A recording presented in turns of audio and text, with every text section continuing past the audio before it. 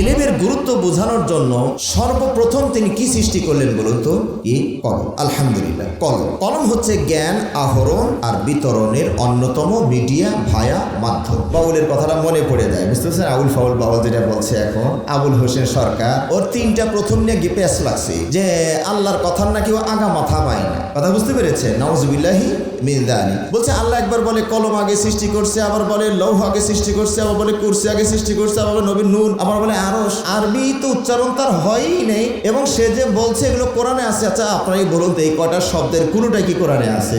আল্লাহ রাব্বুল আলামিন যখন আদমকে সৃষ্টি করতে চাইলেন, ফেরেশতাদের সামনে প্রস্তাবনাটা পেশ করলেন, তারা একটু আমতা আমতা করেছিল, তাই না? যে আল্লাহ আবার কোন জাতি সৃষ্টি করবেন, তারা আবার মারামারি কাটাকাটি গন্ডগোল করে কিনা। জ্ঞান নামক ক্ষেপণাস্ত্র দিয়া তাদের ওই আমতা আমতা ভাব ভিডিওটাকে আল্লাহ তছনছ করে দিলেন। আল্লাহ বললেন কি, আমি যা জানি তোমরা তা জানো না। এ তো আল্লাহ দাবি করলেন, এটা প্রমাণ দিতে হবে না? প্রমাণ দিতে হবে। আল্লাহ রাব্বুল আলামিন আদমকে তৈরি করলেন, কিছু বিশেষ বিশেষ নাম শিখিয়ে দিলেন। এবার ইন্টারভিউ, প্রতিযোগিতা। এই ফেরেশতা বলো বলো বলো, তুমি বলো তুমি বলো, কেউ পারে না। এই আদম তুমি বলো, আদম গট গট করে পটফট করে বলে দিলেন। তাহলে জ্ঞান দিয়ে আমার বাবা আপনার বাবা ঊর্ধ্ব জগতে প্রথম স্থান অধিকার করেছে। খুশি না বেজার? ইন্নাল হামদুলিল্লাহি ওয়াহদা ওয়াসসালাতু ওয়াসসালামু আলা মান লা নাবিয়্যা বা'দা ওয়া আলা আলিহি ওয়া আসহাবিহি ওয়া মান তাবি'আহুম বিইহসানিন ইলা ইয়াউমিদ্দিন, আম্মা বা'দ। ফাআউযু বিল্লাহি মিনাশ শাইতানির রাজীম। বিসমিল্লাহির রাহমানির রাহিম। ইয়ারফা'িল্লাহু আল্লাযীনা আমানু মিনকুম ওয়াল্লাযীনা উতুল ইলমা দারাজাত। আন মুআবিয়া রাদিয়াল্লাহু তাআলা আনহু ক্বালা قال رسول الله صلى الله عليه وسلم من يرد الله به خيرا يفقهه في الدين متفق عليه। আলহামদুলিল্লাহ, আমরা শুরুতেই মহান আল্লাহ সুবহানাহু ওয়া তাআলার প্রশংসা জ্ঞাপন করছি, যিনি আমাদেরকে পঞ্চম বার্ষিকী সালাফি কনফারেন্সে উপস্থিত হওয়ার তৌফিক দান করেছেন। সে রব্বুল আলামিনের কৃতজ্ঞতা এবং শুকরিয়া জানাচ্ছি আলহামদুলিল্লাহ। সালাত এবং সালাম, শান্তির ধারা বর্ষিত হোক আমাদের প্রিয় নবী, বিশ্ব নবী, সর্বশেষ ও সর্বশ্রেষ্ঠ নবী, নবী মুহাম্মদুর রাসূলুল্লাহ সাল্লাল্লাহু আলাইহি ওয়াসাল্লামের প্রতি।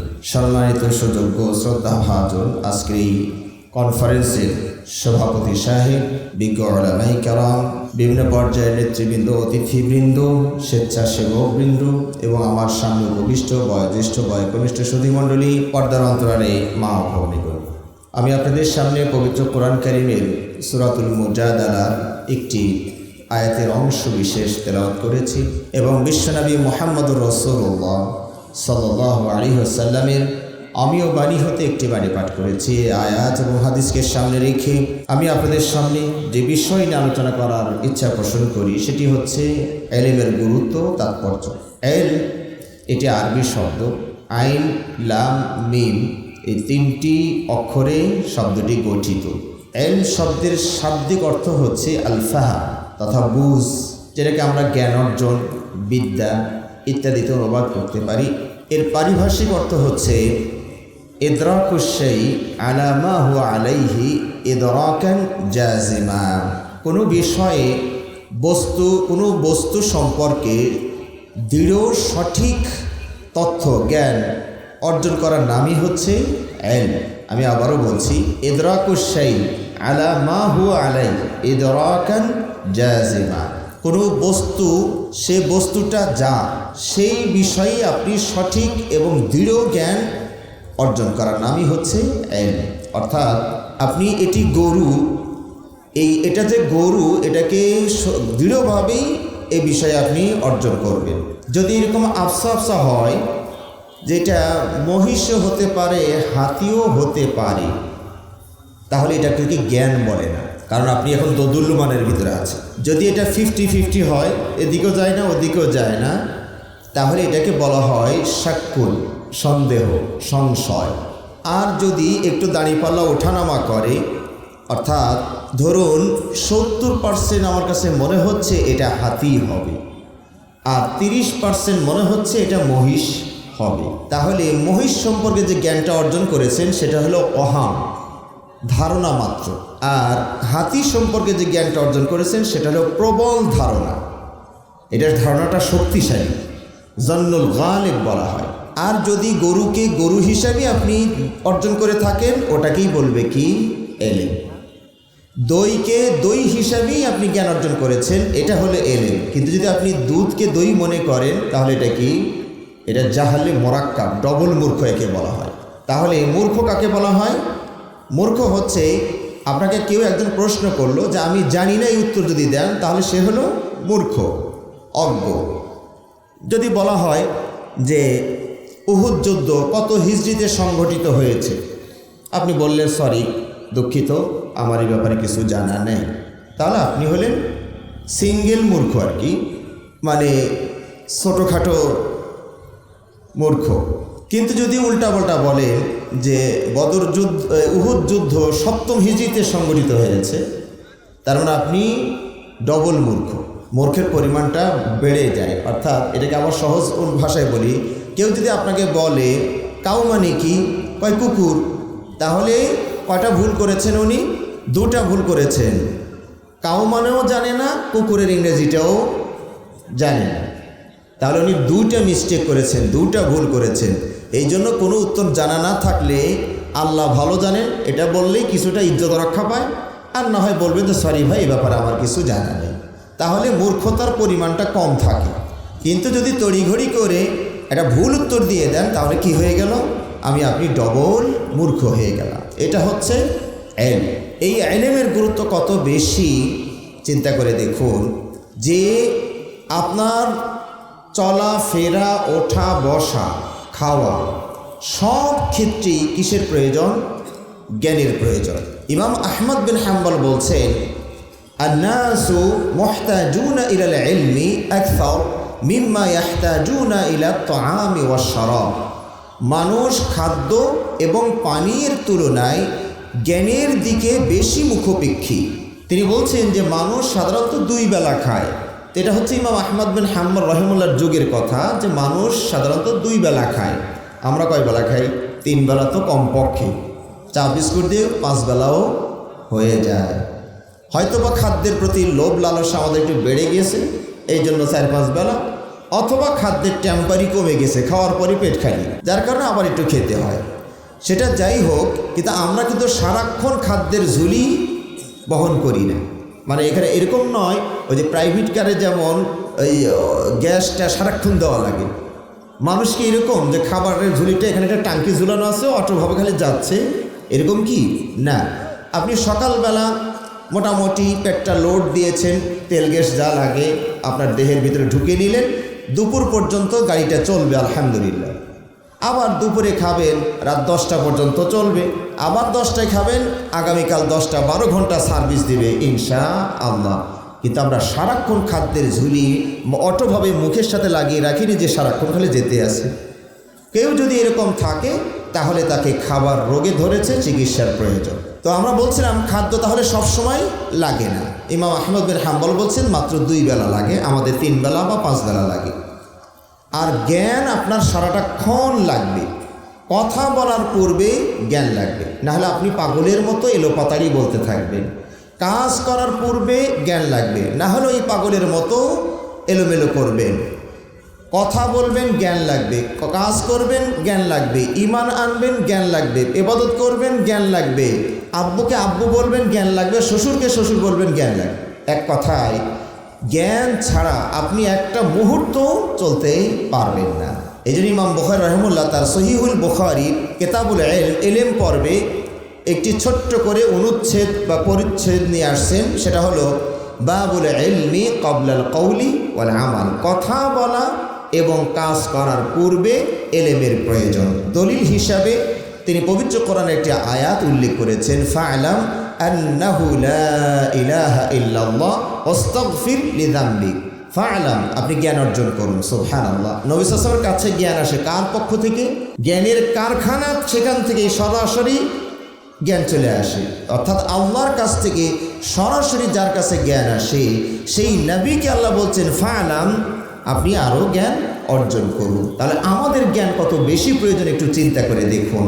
এরপরে বলছেন ওয়াস্তাগফির লিযামবিক, আগে জ্ঞান অর্জন করুন, তারপরে প্রয়োগ, তারপর হবে প্রয়োগ। আগে জ্ঞান অর্জন, তারপরে প্রয়োগ, বাস্তবায়ন।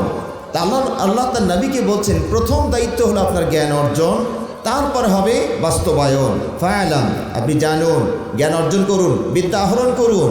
এরপরে বলছেন ওয়াস্তাগফিরলি যামবি, এবার যেহেতু আপনি জানতে পারলেন কিছু ভুল ত্রুটি আমাদের হয়ে যায়, তখন আপনি মনিবকে চিনে তার কাছে আপনি ক্ষমা চাবেন। যার অপরাধ আপনি করেছেন, যার কথা আপনি মানতে পারেননি, তার কাছে আপনি মাপ চাবেন। তাহলে বোঝা গেল কি জ্ঞান সর্বাগ্রে। আমি যদি আপনাদেরকে প্রশ্ন করি যে ঈমান আগে না এলেম আগে, উত্তর কোনটা হবে? এলেম আগে না ঈমান আগে? কি বলবেন আপনারা? অনেকে নিরপেক্ষই আছেন যে যাকে দলের যেহেতু মুহুর্মুহুর পরিবর্তন হচ্ছে, এ দল আর ও দল, কখন আবার আবার প্লেন ছাড়াই ভারতে পাঠিয়ে দেয়, তো তার সে নিরপেক্ষ থাকাই ভালো, তাই না? কিন্তু সব ক্ষেত্রে কি নিরপেক্ষ থাকা যাবে? আল্লাহ আছে না নাই? কেউ বলে আছে, কেউ বলে নাই, আমি ভাই মাঝখানে আছি। এই জায়গায় তো মাঝখানে থাকা যাবে না। কেউ যদি বলে ভাই আপনি ছেলে না মেয়ে, এরকমই দুই রকমই মনে হয়, আমি মাঝখানেই থাকার চেষ্টায় আছি, তাহলে তো আপনি কাপুরুষ বা ওই দলে নপুংসকের দলে নিয়ে যেতে হবে, তাই না? সবসময় নীরবতা পালন করা যাবে না। তো যেটা বলছিলাম, ঈমান আগে না এলেম আগে? এলেম আগে ভাই, এলেম আগে। ঈমান এটা 2 নম্বরের, এলেম হচ্ছে আগে। আপনি আল্লাহকে আল্লাহ হিসাবে বিশ্বাস করবেন কখন? যখন তার সম্পর্কে আপনি জ্ঞান অর্জন করবেন, ঠিক কিনা? আপনি শয়তানকে প্রত্যাখ্যান করবেন কখন? যখন তার কর্মকাণ্ড, তার বিষয়ে আপনি সম্যক অবগত হতে পারবেন, তখনই তো আপনি তাকে প্রত্যাখ্যান করতে পারবেন। শ্বশুরকে শ্বশুর বলে চিনে তারপরে ডাক দিবেন, আব্বুকে আব্বু জানার পরে ডাক দিবেন। কিন্তু উল্টাপাল্টা করলে তো মুশকিল হয়ে যাবে। এই জন্য ঈমানেরও আগে কি দরকার? এলেমের দরকার। পবিত্র কোরআনে আল্লাহ রাব্বুল আলামিন তার নবী সাল্লাল্লাহু আলাইহি সাল্লামকে কোনো বিষয়ে বেশি চাওয়ার দোয়া শিখাননি এলেম বাদে। অকুর রব্বি জিদনি ইলমা, অকুর রব্বি জিদনি ইলমা। আপনারা যখন এই দোয়াটা করবেন তখন কিভাবে বলবেন? অকুর আবার বলেন না, তার মানে আপনি আবার আল্লাহকে বলতেছেন, আল্লাহ আপনি বলেন রব্বি জিদনি ইলমা, নাউযুবিল্লাহি মিন যালিক। হ্যাঁ, অনেক সময় আছে বলে কি অকুর রব্বির হামহুমা কামা রব্বির, কোরআনে যে অকুর আছে, আরে অকুর আছে মানে আল্লাহ ওনাকে বলতে বলেছেন যে আপনি বলেন। আর আপনিও যদি বলেন আপনি বলেন, তাহলে তো যেন উল্টা আপনি আল্লাহকেই আরো শিখাচ্ছেন যে আল্লাহ আপনিও বলেন, নাউযুবিল্লাহি মিন যালিক। তখন অর্থটা হবে কি? শুধু এইটুকু বলবেন রব্বির হামহুমা কামা রব্বায়ানি সগীরা রব্বি জিদনি ইলমা। তো আল্লাহ তার নবীকে দোয়া শিখাচ্ছেন, হে নবী বলুন, অর্থাৎ দোয়া করুন যে হে আল্লাহ আমার জ্ঞান বাড়িয়ে দিন। আল্লাহ তার নবীকে কোনো বিষয়ে বেশি চাওয়ার কথা শেখাচ্ছেন না। আল্লাহ কথা বলছেন না যে নবী দোয়া করুন যে আল্লাহ আমার সম্পদ বাড়িয়ে দিন, হে আল্লাহ আমার উম্মত বাড়িয়ে দিন, আমার গাড়ি বাড়ি বাড়িয়ে দিন, জায়গা জমি বাড়িয়ে দিন, এটা সেটা সুস্থতা অনেক কিছু আছে বাড়িয়ে দিন। কিন্তু না, আল্লাহ তার নবীকে কি শিখিয়েছেন? আল্লাহ আমার জ্ঞান বাড়িয়ে দিন। যার কাছে সরাসরি আল্লাহর কাছ থেকে জ্ঞান আসে, সেই ব্যক্তিকেও যদি আল্লাহ বলেন যে আরও চান, তাহলে বোঝা যায় যে আমাদের জ্ঞানের প্রয়োজনীয়তা কত বেশি। আল্লাহ রাব্বুল আলামিন তার এত মান, এত মর্যাদা, অনেক কারণ, অসংখ্য কারণ। তার মধ্যে হতে অন্যতম কারণ হচ্ছে আল্লাহর যে মহাজ্ঞানী আর কেউ নেই। সৃষ্টি জগতে সবার এলেম এক পাশে, আল্লাহর এলেম আর এক পাশে, কুলকেনারা পাওয়া যাবে? আল্লাহর যে কি পরিমাণ জ্ঞান, এটা আল্লাহ যেমন অসীম, তার যেমন প্রান্ত সীমা নেই, তার জ্ঞানেরও তেমন কোনো প্রান্ত সীমা নেই। তার সৃষ্টি জগতের দিকে তাকালেই তার জ্ঞানের পরিমাণ, সক্ষমতা কিছুটা হলেও আঁচ করতে পারবেন। দেখুন, আমি মাঝে মাঝেই প্রায় উদাহরণটা দিচ্ছি যে গাছের পাতার দিকে তাকান, সব গাছের কালার বা সিংহভাগ গাছের পাতার কালার সবুজ, তাই তো? হ্যাঁ, কিছু ব্যতিক্রম আছে। এই পাতাগুলো এক একটা গাছের পাতার ডিজাইন আর এক গাছের পাতার ডিজাইনের সাথে কি মিলবে? বলুন, কত লক্ষ কোটি গাছ আছে, কারো ডিজাইনের সাথে কারো ডিজাইন মিল নাই। কোনো পাতার স্বাদের মজা, টেস্টের সাথে আর এক পাতার মিল নেই। আম পাতা চাবাইলে একরকম লাগবে, জাম পাতা চাবাইলে আর এক রকম, লেবু পাতা চাবাইলে আর এক রকম, তেঁতুল পাতা চাবাইলে দেখবেন আর এক রকম। কোনোটার সাথে কোনোটার মিল নাই। আল্লাহর জ্ঞানের পরিধি কিভাবে আপনি অনুমান করবেন? সুবহানাল্লাহ। এইভাবে আপনি মৎস্য জগতে তাকান, কত প্রজাতির মাছ, একটা মাছের ডিজাইনের সাথে আর একটা মাছের ডিজাইন, একটা মাছের স্বাদের সাথে আর একটা মাছের স্বাদ মিল নেই, ঠিক কিনা? ফলের দিকে তাকান, কত রকমের ফল, আল্লাহ আকবার, একটার সাথে আর একটার কোনোভাবেই মিল নাই। এবং পশু জগতের দিকে তাকান, কারোর সাথে কারো মিল নাই। তাহলে আল্লাহ রাব্বুল আলামিন তার জ্ঞান কত বেশি, তার সৃষ্টি জগতের দিকে তাকালেই আমরা অনুধাবন করতে পারি। আল্লাহ রাব্বুল আলামিন তার যে নামগুলো আমরা জানি 99টা, আসলে আল্লাহ নাম অসংখ্য, অগণিত, 99টা প্রসিদ্ধ। এই নামের ভিতরে আমি দেখেছি যে এলেম নামক মূল ধাতু থেকে আল্লাহ রাব্বুল আলামিন 3টি নাম বা বিশেষণ নির্বাচন করেছে। রহম মূল ধাতু থেকে দয়াময়, রহম থেকে 2টো নাম, আর রহমান আর রহিম। ক্ষমা তথা মাগফিরা বা গুফরান এই মূল ধাতু থেকে 2টো, আল গফফার আল গফুর। কিন্তু ইলম নামক মূল ধাতু থেকে আল্লাহর নাম কয়টি? 3টি। আল আলিম, আলিমুল গায়বি ওয়াশ শাহাদা, আল আলিম ইন্নাকা আনতাল আলিমুল হাকিম, আল আল্লাম ইন্নাকা আনতা আল্লামুল গায়ুব। 3টি নাম আল্লাহ চয়ন করেছেন। আমি আরেকটি উদাহরণ না দিলেই নয়, আল্লাহর জ্ঞানের সীমা আপনি খুঁজে পাবেন না। এই যে দেখুন, এই যে আমরা ফিঙ্গারপ্রিন্টটা দিচ্ছি না, আঙ্গুলের ছাপ টিপ সহিতে দিই, কতটুকু জায়গা? 2 কিলোমিটার তো হবে নাকি, হাফ ইঞ্চি, হ্যাঁ, অর্ধ ইঞ্চি জায়গা। এইটুকুর ভিতরে বিশ্বের সবচেয়ে দক্ষ বিজ্ঞ তাকে যদি বলা হয় আপনি কয়েকটা ডিজাইন করে দিন, কয়টা ডিজাইন করে দিবে? শর্ত হচ্ছে এক ডিজাইনের সাথে আরেকটা যেন না মেলে। কয়টা পারবেন বলো তো দেখি আপনাদের ধারণা অনুযায়ী? এইটুকুর মধ্যে কয়টা নতুন নতুন ডিজাইন করতে পারবে? কয়টা ভাই? 1 কোটি হবে? 100 হবে? 100 হইতে পারে, 1000 হইতে পারে, 1000 হবে না, আপনারা না করছেন। কিন্তু আল্লাহ রাব্বুল আলামিন এইটুকুর মধ্যে কত ডিজাইন করছেন? এই মুহূর্তে 800 কোটি ডিজাইন করেছেন। বর্তমানে কত? 800 কোটি। কারণ পৃথিবীতে আমরা এখন বর্তমানে কতজন আছি বলেন না? 800 কোটির মতো, 900 কোটিও বলা হচ্ছে কি এখন, তো আমরা একটু কম করে ধরলাম। 800 কোটি মানুষ আমরা পৃথিবীতে আছি। এইটুক জায়গার ভিতরে আল্লাহ রাব্বুল আলামিন 800 কোটি ডিজাইন করেছেন। কারো ফিঙ্গারপ্রিন্টের সাথে কারো ফিঙ্গারপ্রিন্টের মিল নেই। আল্লাহু আকবার, আল্লাহু আকবার। শুধু এখানেই নয়, আদম আলাইহিস সালাতু ওয়াস সালাম থেকে শুরু করে কিয়ামত পর্যন্ত যত মানুষ এসেছে, আসবে, আছে, এদের কারোরই ফিঙ্গারপ্রিন্ট আরেকজনের সাথে মিলবে না। তাহলে এইটুক জায়গার ভিতরে রব্বুল আলামিন কত কোটি ডিজাইন করলেন, এখন আপনি বাড়িতে গিয়ে হিসাব করবেন। এখানে হিসাব করতে গেলে আমার সামনের আলোচনাটা ছুটে যাবে, এই জন্য বাড়ির দায়িত্ব দিলাম, এটা হোমওয়ার্ক, বুঝতে পেরেছে? তা এই যে এলেমের গুরুত্ব তাহলে কত বেশি দেখুন। আল্লাহ রাব্বুল আলামিন সৃষ্টি জগৎকে এলেমের গুরুত্ব বোঝানোর জন্য সর্বপ্রথম তিনি কি সৃষ্টি করলেন বলুন তো? কি? কলম। আলহামদুলিল্লাহ, কলম। কলম হচ্ছে জ্ঞান আহরণ আর বিতরণের অন্যতম মিডিয়া, ভায়া, মাধ্যম, তাই তো? ইমাম বুখারী রাহিমাহুল্লাহ আমাদের মাঝে বেঁচে নেই, কিন্তু তার কলমের খোঁচা, কলমের দান আজও পর্যন্ত আমাদের মাঝে বেঁচে আছে, ঠিক কিনা? সহিহুল বুখারী আছেন মানে কি, ইমাম বুখারী সশরীরে দুনিয়া থেকে চলে গেলেও তার লেখনির মাধ্যমে ইমাম বুখারী রাহিমাহুল্লাহ আজও আমাদের মাঝে প্রাণবন্ত, আজও আমাদের মাঝে জীবিত, ঠিক কিনা? এই কলমকে আল্লাহ রাব্বুল আলামিন সর্বপ্রথম সৃষ্টি করে বিশ্ব জগৎকে একটা মেসেজ দিলেন যে জ্ঞানীর কোনো বিকল্প নাই। আউয়ালু মা খালাকাল্লাহুল কালাম। সর্বপ্রথম আল্লাহ রাব্বুল আলামিন কি সৃষ্টি করেছেন? কলম। ওই যে বাউলের কথাটা মনে পড়ে যায়, বুঝতে পারছেন? আউল ফাউল বাউল যেটা বলছে এখন আবুল হোসেন সরকার, ওর 3টা প্রথম নিয়ে গিপেস লাগছে যে আল্লাহর কথার নাকি ও আগা মাথা পায় না। কথা বুঝতে পেরেছেন? নাউজুবিল্লাহি মিন যালিক। বলছে আল্লাহ একবার বলে কলম আগে সৃষ্টি করছে, আবার বলে লৌহ আগে সৃষ্টি করছে, আবার বলে কুরসি আগে সৃষ্টি করছে, আবার বলে নবীর নূর, আবার বলে আরশ। আরবি তো উচ্চারণ তার হয়ই নেই, এবং সে যে বলছে এগুলো কোরআনে আছে। আচ্ছা আপনারাই বলুন তো, এই কটা শব্দের কোনোটাই কি কোরআনে আছে বলেন তো দেখি? একটাও কোরআনে নেই। একটা শুধু আছে, সেটা যেটা আমরা বললাম সহিহ, সেটা আছে কোথায়? হাদিসের ভিতরে আছে। হ্যাঁ, তো যা হোক, এই বিষয়টা বলতে গেলে আমার আলোচনা থেকে আমি একটু সরে যাব, এই জন্য শুধু টাচ দিয়ে রাখলাম। সর্বপ্রথম আল্লাহ রাব্বুল আলামিন কি সৃষ্টি করলেন বলুন? কলম। এই কলমের নামে আল্লাহ রাব্বুল আলামিন পবিত্র কোরআনে একটা সূরা নাজিল করেছেন, সেটার নাম কি? সূরাতুল কলম। এবং এই কলমের আল্লাহ কসম করেছেন, তথা বিদ্যার কসম করেছেন। কলমের কসম করা মানেই জ্ঞানের কসম করা। নুন ওয়াল কলামি ওয়া মা ইয়াসতুরুন। তো আল্লাহ যার কসম করলেন তার দাম আছে না নাই?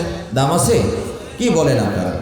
মেটাডোর কলম 5 টাকা দিয়ে পাওয়া যায়, এটার দাম হলো নাকি? বরং পাইকারি নিলে আরও তো 1 টাকা 2 টাকা কমিশনও পাবেন, তো থাকেই 3 টাকা দাম, এটা তো দাম নাই। হ্যাঁ ভাইরা, সত্তাগতভাবে কলমের দাম নাই, সস্তা। আর আমরা দোয়া করতে আসি যে আল্লাহ যেন কিয়ামত পর্যন্ত কলম খাতার দাম কমই রাখে। আমিন বলবেন না? বলবেন না? সরকার যায় আসুক চা যাক, কিন্তু কলম খাতার দাম চিরদিন যেন কম থাকে। কারণ এই কলম খাতার দাম যদি বেড়ে যায়, অস্বাভাবিক হয়ে যায়, এক পিস কলম কিনতে যদি 5,000 টাকা লাগে, তো আমার আপনার মতো কিছু গরিব তারা স্কুলের দিকে চেয়েও দেখার সুযোগ পাবে না। কথা ঠিক কিনা?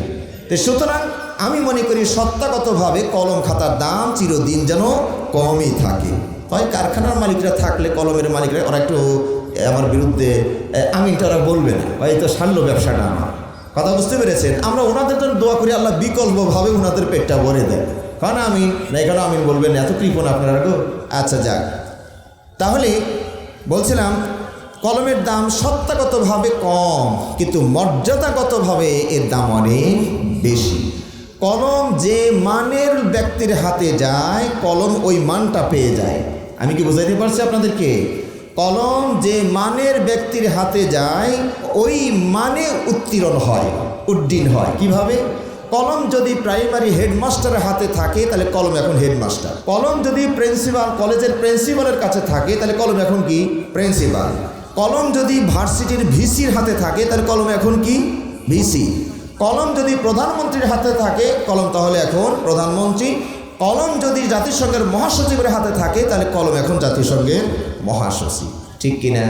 যার মান যেমন, কলমের মান তেমন হবে। তো আমাদের প্রধানমন্ত্রীর কাছে বা মহাপ্রধান উপদেষ্টার কাছে পদ্মা সেতুর বাজেট বিল আসলো এত কোটি টাকা, পাস করতে হবে। কি করেন? এই যে কলম, কয়েকটা দাগ দিলেন, মানে স্বাক্ষর করলেন। কত টাকার কালি লাগছে এখানে বলেন তো? উনি স্বাক্ষরটা করতে কয় টাকার কালি লেগেছে কেউ বলতে পারবেন না, উনি নিজেও বলতে পারবেন না যেখানে আসলে কালি কতটুকু লাগলো। হ্যাঁ, এটা ঠিক আছে, কলমের কালি হিসাব করা যাচ্ছে না, কিন্তু এই কোটি টাকার বিল পাস হয়ে গেছে না, যায় নাই? জাতিসংঘের মহাসচিবের কাছে একটা বিরাট মানে ভারী বিল নিয়ে গেলেন, মিলিয়ন বিলিয়ন ট্রিলিয়ন, উনি শুধু কয়েকটা প্যাচ মেরে দিল, সব পাস হয়ে গেল। এই হলো কলমের দাম। সুতরাং এই কলমের নামে আল্লাহ কসম করে আয়াত সূরা নাজিল করে বিশ্ব জগৎকে, বিশেষ করে মানব জাতিকে মেসেজ দিলেন, জ্ঞানের কোনো বিকল্প নাই। মানব জাতির প্রথম মানব, তার নাম কি? প্রথম মানবের নাম কি? অনেকে ভুলে গেছেন, মোতালা করছেন নাকি? কি নাম? আদম আলাইহিস সালাতু ওয়াস সালাম। আল্লাহ রাব্বুল আলামিন যখন আদমকে সৃষ্টি করতে চাইলেন, ফেরেশতাদের সামনে প্রস্তাবনাটা পেশ করলেন। তারা একটু আমতা করেছিল, তাই না? যে আল্লাহ আবার কোন জাতি সৃষ্টি করবেন, তারা আবার মারামারি কাটাকাটি গণ্ডগোল করে কিনা। তা আমরাই তো আপনার প্রশংসা, পুত পবিত্রতা ঘোষণা করছি। আল্লাহ কি বলেছিলেন? এটাকে ভেটো বলা যায় না। তারা অভিজ্ঞতার আলোকে একটা কথা বলেছে, কারণ তারা দেখেছে যে আগের জিন জাতিরা এই কামটা করেছে। তা আবার ওদেরকে সরিয়ে দিলাম, এই জমিনটা একটু খালি করলাম, আবার কোন জাতি নিয়ে আসবেন, ওরা আবার ওদের মতোই আচরণ করবে কি না, এই অনুমান করে তারা কথাটা বলেছিলেন। যে আল্লাহ না করাই যেন মানে মনে হয় ভালো, এরকম বলছিলেন। আল্লাহ তাদের এই ভেটোটাকে, আমি আবারও বলছি, ভেটো বলা যায় না, ভেটো দেওয়ার যোগ্যতা অধিকার ফেরেশতাদের নাই। কিন্তু আপনাদের বোঝানোর জন্য আমি একটু বললাম যে তাদের এই ভেটোটাকে আল্লাহ রাব্বুল আলামিন কি দিয়ে ধ্বংস করলেন?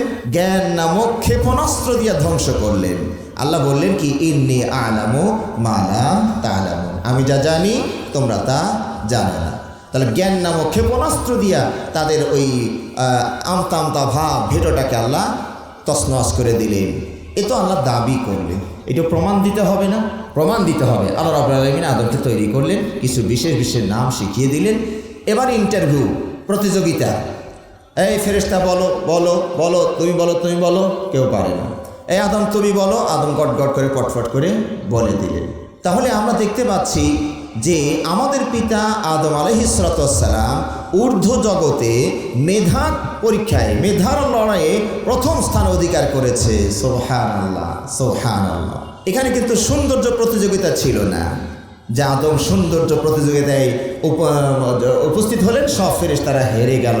এখানে কিন্তু বাহুবলের যুদ্ধ ছিল না, যে কুস্তিগিরি মল্ল যুদ্ধে অন্যরা হেরে গেলেন, আদম ফার্স্ট হয়ে গেলেন, তা কিন্তু ছিল না। কিসের লড়াই ছিল বলুন তো? মেধার লড়াই, জ্ঞানের লড়াই ছিল।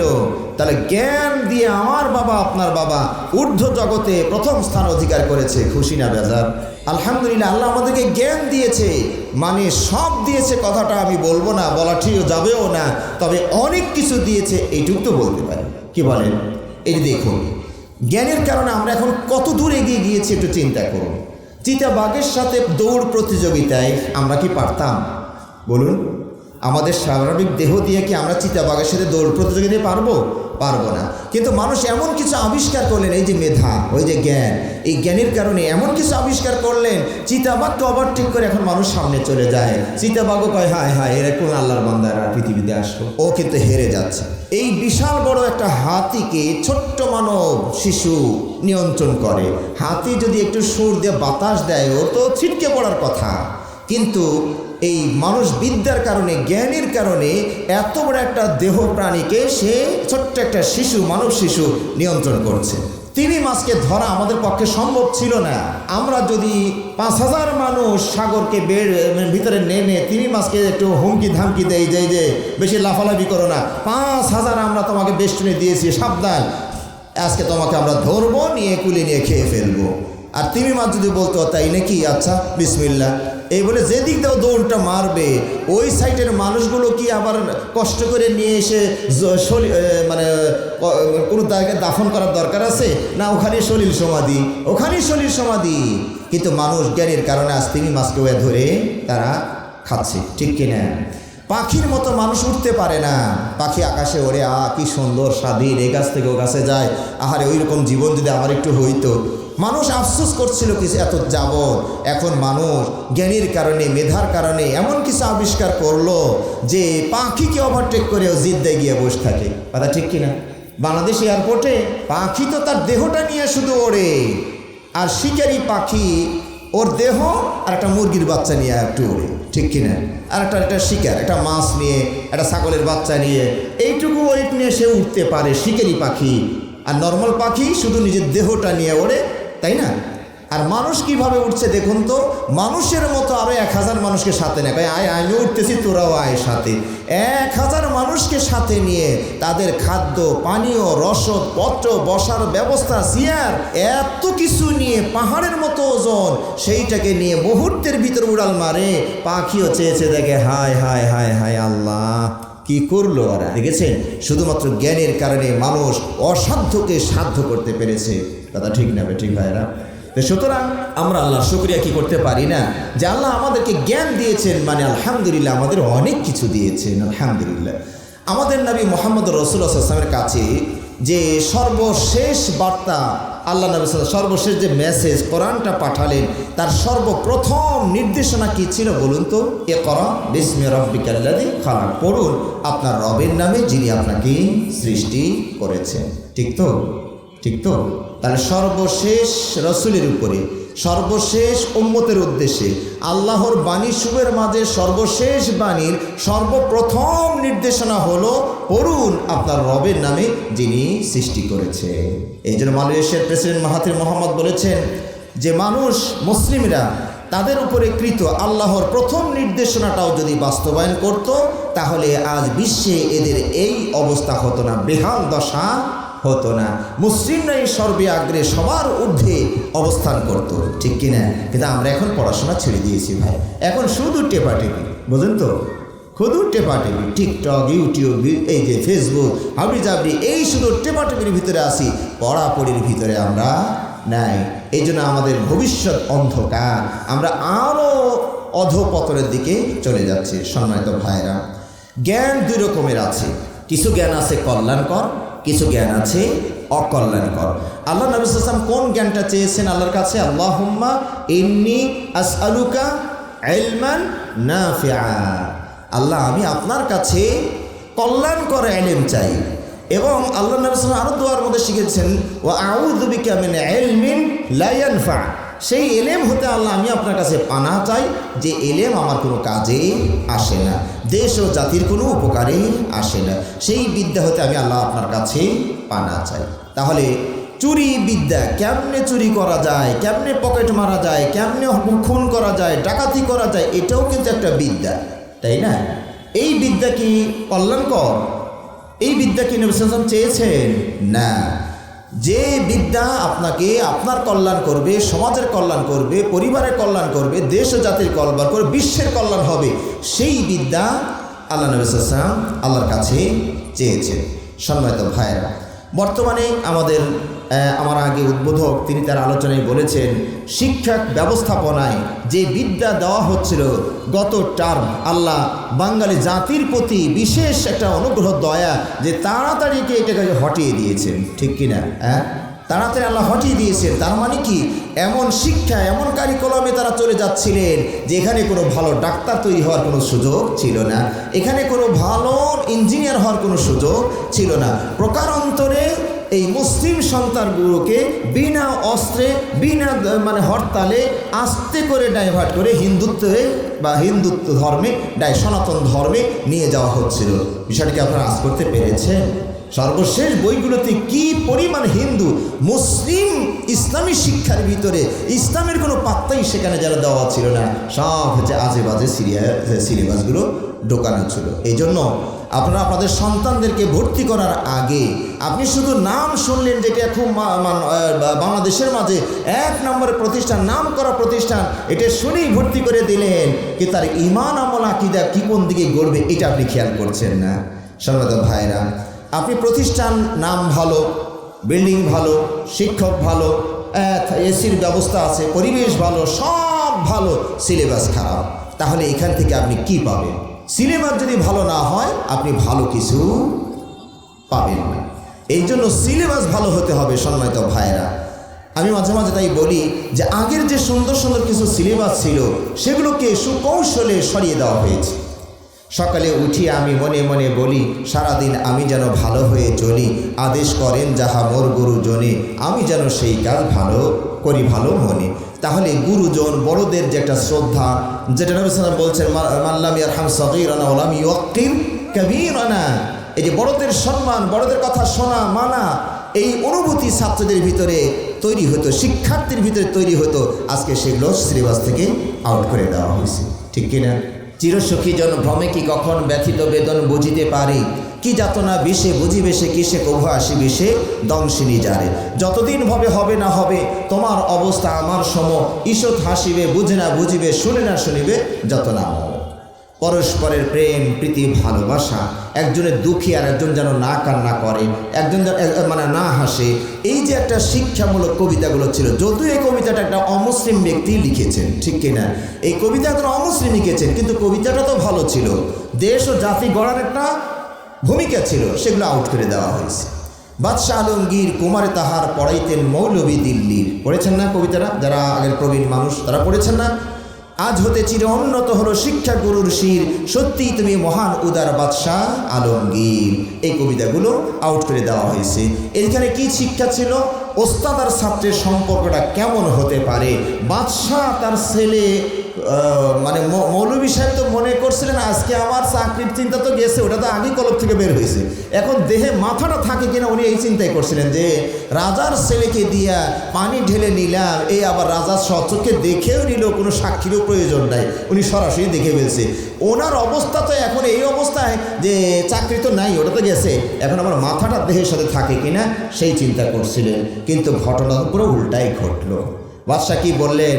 রাজা মৌলভী সাহেব, আমি আমার ছেলেকে আপনার কাছে আদব শেখার জন্য দিয়েছিলাম, শিষ্টাচার শিখবে আপনার কাছে, কিন্তু গতকাল সকালে আমি যে দৃশ্য দেখেছি তাতে আমি হতাশ।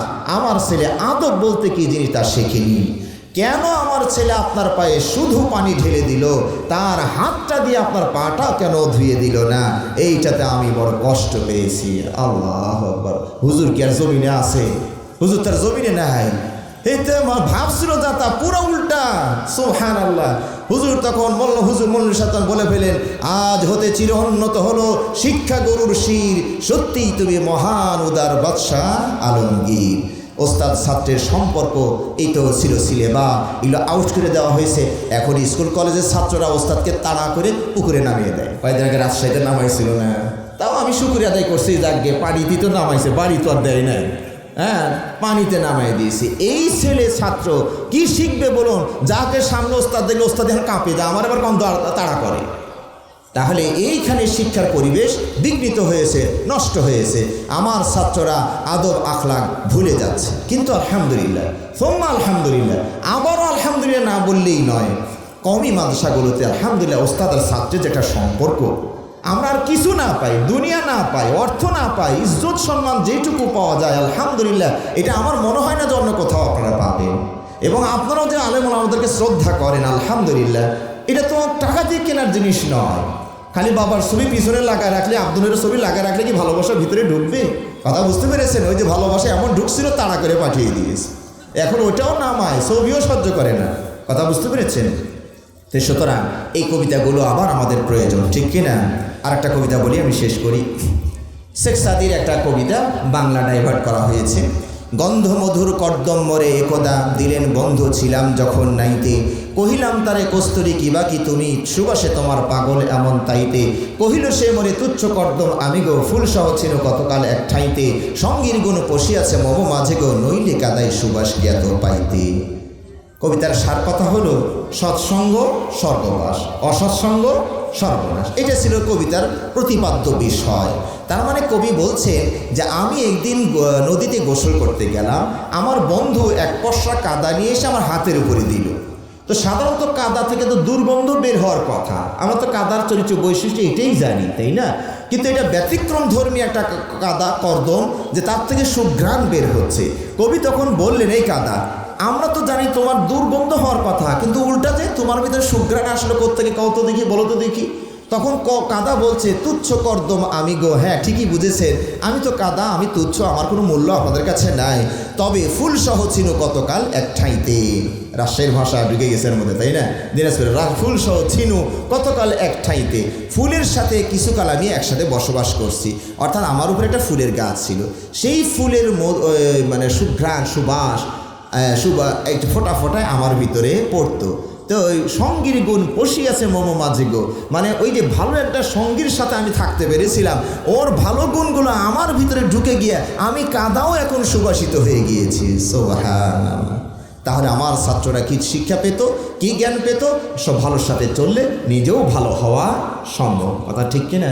আর তার বদলে কি দিয়েছেন? হাট্টিমা টিম, তারা মাঠে পারে ডিম, তাদের খাড়া দুটো শিং। এখন বলুন তো, যারা ডিম পাড়ে তাদের শিং হয়, হ্যাঁ? আর যাদের শিং হয় তারা কি ডিম পাড়ে? পুরা মিথ্যা কথা শেখানো হয়েছে কিনা? হ্যাঁ, পুরা মিথ্যা কথা শেখানো হয়েছে। ওপারে দুই রুই কাতলা ভেসে উঠেছে, দাদার হাতে কলম ছিল, ছুঁড়ে মেরেছে, বড্ডা লেগেছে। মিথ্যা কথা শিখেছে। এত দামি দামি বড়শি দিয়ে মাছ শিকার করা যায় না, আর দাদা নদীর এপারে, বড় মাছটা ভেসে উঠছে নদীর ওপারে। দেখেছেন কত ডিস্টেন্স, কত দূরত্ব। এবার থেকে দাদা কলম মারলো, তাও ছোট্টা না বড্ডাই লেগে গেল। কতগুলো মিথ্যা এখানে শেখানো হয়েছে। 1 কেজি দুধের ভিতরে হাফ কেজি পানি মিশালে সর্বমোট দুধের পরিমাণ কত হয়? মারেফতি অঙ্ক এগুলো, বুঝলে? তা পানিটা গেল কোন জায়গায়? সব দুধ বানায় দিল। ছাত্র বুঝলো পানি মিশাইলে তো দুধই হয়, তো সমস্যাকে আমি 1 কেজির জায়গায় 1 কেজি পানি দিলে 50 টাকার জায়গায় এখন 100 টাকা পাওয়া যায়, তো সমস্যা তো নাই। কি সুন্দর বিদ্যা শিখিয়ে দিলেন। এই দিয়ে তো জাতি কোনো দিন অগ্রসর হতে পারবে না। যোগ শিখাচ্ছেন, ইয়ের অঙ্ক, সুদের অঙ্ক, ঘুষের অঙ্ক শেখাচ্ছেন কেন? এই অঙ্কের মাধ্যমে তো মাসনাও শেখানো যেত। যদি আপনারা কোনো ভাই পারেন অঙ্ক বিষয় দরকার বই লেখা, এইভাবে যদি লিখতে পারতেন যে ফজরের সময় 2 রাকাত ফরজ সালাত, ফজরে 2, জোহরে 4, আসরে 4, মাগরিবে 3, এশার 4, সর্বমোট ফরজ সালাত কয় রাকাত হলো? তাহলে যোগও শেখা হয়ে গেল, একটা অঙ্ক মানে মাসলাও শেখা হয়ে গেল। প্রতি ফরজ ওয়াক্তে 33 বার সুবহানাল্লাহ, 33 বার আলহামদুলিল্লাহ, 33 বার আল্লাহু আকবার বা 34 বার আল্লাহু আকবার, সর্বমোট তসবিহ কতবার হইল? তাহলে একটা অঙ্ক শেখা হলো, একটা মাসলাও শেখা হলো। এইভাবে যদি আমরা এগিয়ে আসি, আশা করা যায় আমরা কিছু ভালো কিছু করতে পারবো। সর্বোপরি ভাইরা, দিনী জ্ঞানের কোনো নাই, বিকল্প কোনো রাস্তা নাই। আজকে সন্তানদেরকে মা বাবাদেরকে বৃদ্ধাশ্রমে নিয়ে যাওয়া হচ্ছে। আমি আজকের এই সালাফি কনফারেন্সে আপনাদের সাথে একটা আওয়াজ পেতে চাই যে আমরা চাই, আমি চাই এবং আশা করি আপনারা চাবেন, এই বৃদ্ধাশ্রম বন্ধ করতে হবে। সবাই রাজি আছেন তো? এই বৃদ্ধাশ্রম খোলা মানেই হলো সন্তানদেরকে অবাধ্য হওয়ার সুযোগ করে দেওয়া। সুতরাং এটা বন্ধ করতে হবে। আমি সরকারের কাছে বিনীত আহ্বান জানাবো, এটা বন্ধ করুন। যে ছেলে এটা করবে তাকে আস্তে করে সাইজ করে দিন। কথা ঠিক কিনা? হ্যাঁ, এই জন্য এই বৃদ্ধাশ্রমে দেশে চলবে না। আল্লাহ আমাদের সবাইকে বোঝার তৌফিক দান করুন। আল্লাহ আমাদের সুসন্তান সুশিক্ষিত হয়ে দেশ ও জাতি গড়ার কাজে আত্মনিয়োগ করার তৌফিক দান করুন। আমিন। ওয়া আখির দাওয়ানা আলহামদুলিল্লাহি রাব্বিল আলামিন। আসসালামু আলাইকুম ওয়া রাহমাতুল্লাহি ওয়া বারাকাতুহু।